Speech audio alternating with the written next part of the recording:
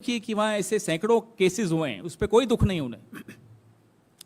उस सरकार को आप डिसमिस कीजिए।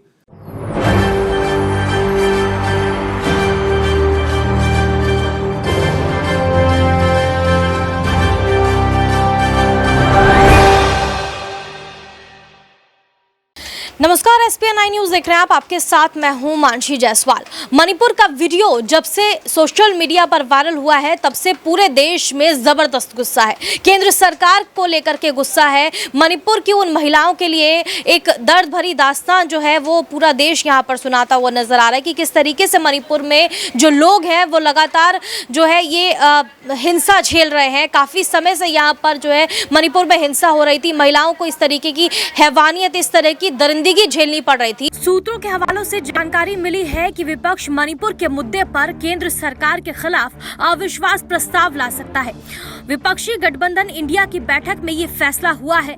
अब कहा जा रहा है कि अगर ये अविश्वास प्रस्ताव पारित हो जाता है तो साफ तौर पर प्रधानमंत्री नरेंद्र मोदी के पास इस्तीफा देने के अलावा कोई और चारा नहीं बचेगा। जी हाँ, ये अविश्वास प्रस्ताव अगर संसद में लागू हो जाता है, पारित हो जाता है, तो सीधे तौर पर प्रधानमंत्री नरेंद्र मोदी को अपना इस्तीफा देना पड़ेगा।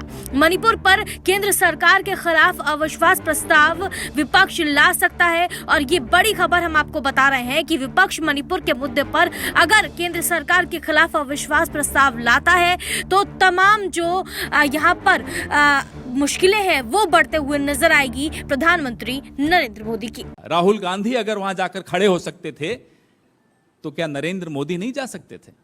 वोट मांगने तो चले जाते हैं। जब आप वोट मांगने जा सकते हो, पूरी लफ्फाजी करते हो वहां जाकर, वहां आप क्या खड़े होकर लोगों को जुड़ने की अपील नहीं कर सकते थे? और you don't have the confidence that you have any moral authority left. आपको लगता ही नहीं है आपके पास कोई नैतिक बल बचा है कि आप इस तरह की अपील कर सकें।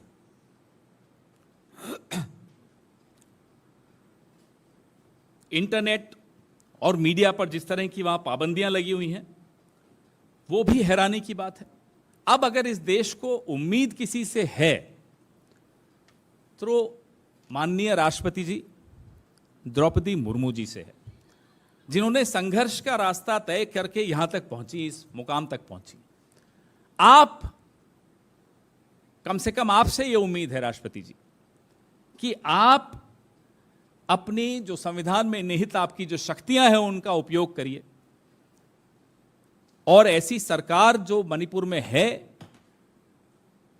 जो इसलिए दुखी है कि ये वीडियो वायरल क्यों हो गया, इसलिए नहीं दुखी कि वहां ऐसे सैकड़ों केसेस हुए हैं, उस पर कोई दुख नहीं उन्हें। उस सरकार को आप डिसमिस कीजिए। ये देश बदल गया है, बहुत बदल गया है। पिछले 11 सालों में इस देश को पहचानना मुश्किल हो गया है। 2012 का निर्भया कांड याद कीजिए। इस देश की आत्मा को उस क्रूरता ने, उस बर्बरता ने झकझोर कर रख दिया था। लोग सोचने पर मजबूर थे कि एक अकेली लड़की के साथ वो 5 दरिंदे हैवानियत उस तरह की कैसे कर सकते हैं। देश उद्वेलित था, मीडिया सवाल पूछता था, लोग सड़कों पर थे। पर इस देश के प्रधानमंत्री ने 36 सेकंड बात नहीं करी थी निर्भया पर, या निर्भया पर बात करते हुए सीधा भाजपा शासित प्रदेशों पर नहीं चले गए थे। इस देश के प्रधानमंत्री ने शोक संतप्त देश को एड्रेस किया था, राष्ट्र के नाम संदेश दिया था और उस संदेश में कहा था कि आपका शोक, आपका गुस्सा वाजिब है और वो होना भी चाहिए, और 3 बेटियों के पिता होने के नाते मैं आपका शोक समझता हूं। उन्होंने निर्भया के लिए और उसके परिवार के लिए प्रार्थना की अपील की थी। यूपीए की चेयरपर्सन और डॉक्टर मनमोहन सिंह जी, इस देश के प्रधानमंत्री, निर्भया के परिवार के टच में रहे, सिंगापुर उसको इलाज के लिए भेजा और दुर्भाग्यवश जब उसकी मौत हो गई और पार्थिव शरीर वापस आया तो 2:30 बजे रात को एयरपोर्ट के टारमैक पर इस देश के प्रधानमंत्री और यूपीए की चेयरपर्सन सोनिया जी खड़े थे। एक और बात है, निर्भया के भाई को पढ़ाया, पायलट बनाया और आज वो अपने पैरों पर खड़ा है। ये काम राहुल गांधी जी ने किया। बिना इसकी चर्चा किए, बिना इंफॉर्मेशन लीक किए, बिना मीडिया में इसको धीमे से बताए। ये बात तब सार्वजनिक हुई जब निर्भया की खुद की मां ने राहुल जी के बारे में सार्वजनिक रूप से ये बात बताई। तो ये था वो देश। ये तेरा बलात्कारी वर्सेस मेरा बलात्कारी, तेरा रेप वर्सेस मेरा रेप का चर्चा नहीं करता था वो मीडिया जिसका ज़मीर उठ खड़ा हुआ था और सवाल पूछता था। वो आपसे मणिपुर पर एक सवाल पूछकर सीधा राजस्थान, छत्तीसगढ़, बंगाल पर नहीं जाता था। वो ये समझने की कोशिश करता था कि मणिपुर में 2.5 महीने से चल रही स्टेट प्रायोजित हिंसा, प्रधानमंत्री, गृहमंत्री, मुख्यमंत्री की चुप्पी और अपराध के अन्य मामलों में जहां पर सरकार कार्यवाही करती है, एक बहुत बड़ा अंतर है। इतना बदल गया देश। ये देश इतना बदल गया कि मणिपुर का भाजपा का प्रभारी उड़ीसा में झूले झूल रहा है।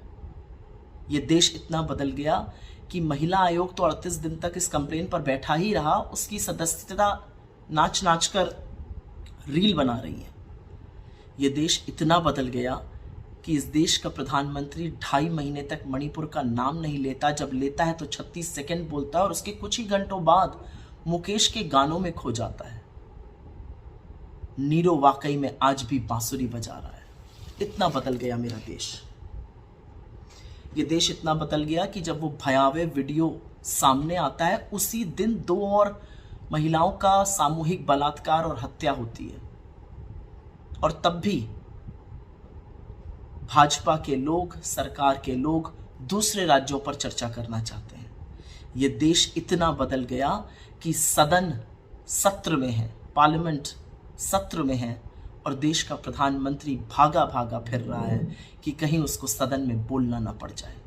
लेकिन उसके बावजूद कोई भी कदम जो है वो यहाँ पर नहीं उठाया गया केंद्र सरकार की तरफ से। तो क्या वाकई जिस तरीके से यहाँ पर मणिपुर को लेकर के लगातार जो है हमला बोला जा रहा है केंद्र सरकार पर, यहाँ पर कोई बड़ा एक्शन लिया जाएगा? जिस तरीके से यहाँ पर प्रधानमंत्री नरेंद्र मोदी मणिपुर को लेकर के घिरते हुए नजर आ रहे हैं। आपको बता दें, अनुराग ठाकुर महिला पहलवानों को लेकर के जो है वो बृजभूषण शरण सिंह को लेकर के बयान देते हैं। वो ये कहते हुए नजर आते हैं कि महिला पहलवानों को इंसाफ जरूर मिलेगा। लेकिन जिस तरीके से यहाँ पर मणिपुर का मुद्दा गरमाया है, क्या अनुराग ठाकुर को अपना इस्तीफा नहीं दे देना चाहिए? क्योंकि महिलाओं के सशक्तिकरण की बातें यहाँ पर की जाती हैं।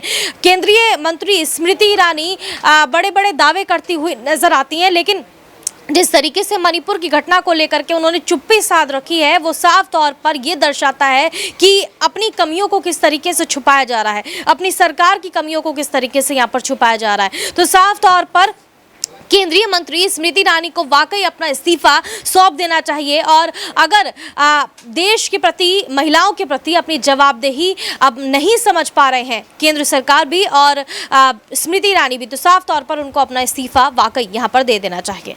क्या कुछ कांग्रेस पार्टी केंद्र सरकार को लेकर के कह रही है मणिपुर की घटना को लेकर? सुनिए। तो सुना आपने किस तरीके से यहाँ पर बड़ा हमला बोला गया है कांग्रेस पार्टी की तरफ से मणिपुर को लेकर केंद्र सरकार पर।